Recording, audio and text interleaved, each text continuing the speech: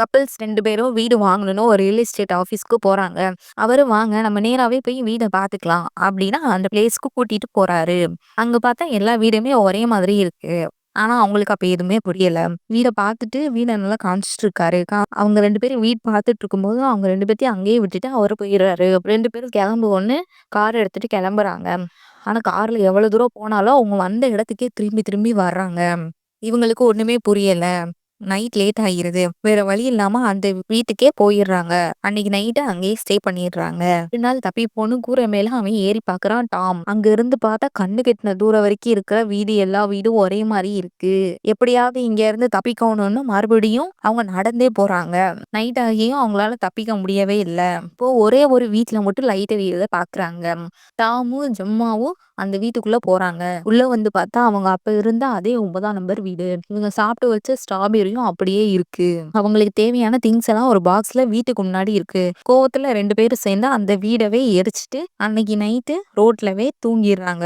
மறுநாள் இன்னொரு பாக்ஸும் வருது. அதுல ஒரு குழந்தை இருக்கு. இந்த குழந்தைய நீங்க நல்லபடியா வளர்த்தீங்கன்னா உங்களை விட்டுருவோம் அப்படின்னு எழுதியிருக்கு. அந்த குழந்தைய அவங்க நல்லா வளர்க்குறாங்க.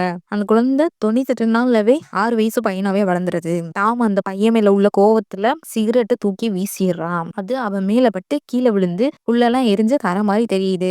டாமும் அதை தோண்டி பார்த்தா அது பிளாஸ்டிக் மாதிரி இருக்கு. ஜெம்மும் அந்த பையனை நல்லாவே பார்த்து நல்லாவே வளர்க்குறா. வேற வழியே இல்லாம அந்த 3 பேரும் அங்கேயே கொஞ்ச நாள் இருக்கிற மாதிரி ஆயிருது. ஜெம்மும் அந்த பையனை "நீ வா நம்ம விளையாடலாம்னு சொல்லி கூப்பிட்டு 2 பேரும் விளையாண்டுகிட்டு இருக்காங்க. ஆனா அந்த பையன் வித்தியாசமா பண்றத பார்த்து ஜெம்மாவும் பயந்துடுறா. கொஞ்ச நாள்லவே அந்த பையனும் வந்து பெரிய ஆளா மாறிடுறான். அவன் அந்த பிளேஸ தோண்டி தோண்டி ரொம்ப டயர்ட் ஆகிடுறான். ரொம்ப வீக் ஆகி டாமும் இறந்துடுறான். கோவத்துல ஜெம்மா அவனை அடிக்கிறா. அவன் அங்க இருக்கிற கான்கிரீட் தூக்கிட்டு உள்ள போயிடுறான். ஜெம்மாவும் அவனை ஃபாலோ பண்ணி போறா. பார்த்தா இவங்கள மாதிரியே நிறைய ஃபேமிலி அங்க இருக்காங்க. அவங்க எல்லாரும் இவள பாக்குறாங்க. ஆனா அவங்களால யாருமே பேசவே முடியல. கொஞ்ச நாள்லவே அவளும் வீக் ஆகி அங்கேயே இறந்துடுறா. ஜெம்மாவும் அந்த குழிக்குள்ளேயே போட்டுடுறான் அந்த பையன். அந்த காரை எடுத்துட்டு அந்த ரியல் எஸ்டேட் ஆபீஸ்க்கு போறான். அந்த ரியல் எஸ்டேட் ஆபீசரும் வயசாகி இருக்கான். அவனையே இவன் கொன்னுடுறான். கொன்னுட்டு அந்த பிளேஸ்ல இவன் வந்து உட்காந்துடுறான். மறுபடியும் இதே மாதிரி ஒரு கப்பிள்ஸ் வீடு வாங்க வராங்க. இவனும் மார்ட்டினும் ஏலியன் மனுஷங்களுக்காக கட்டி வச்சிருக்க வீட்டுக்குள்ள போய் எல்லாரும் மாட்டி இறந்துடுறாங்க. வெளியிலே வர முடியாம இறந்துடுறாங்க.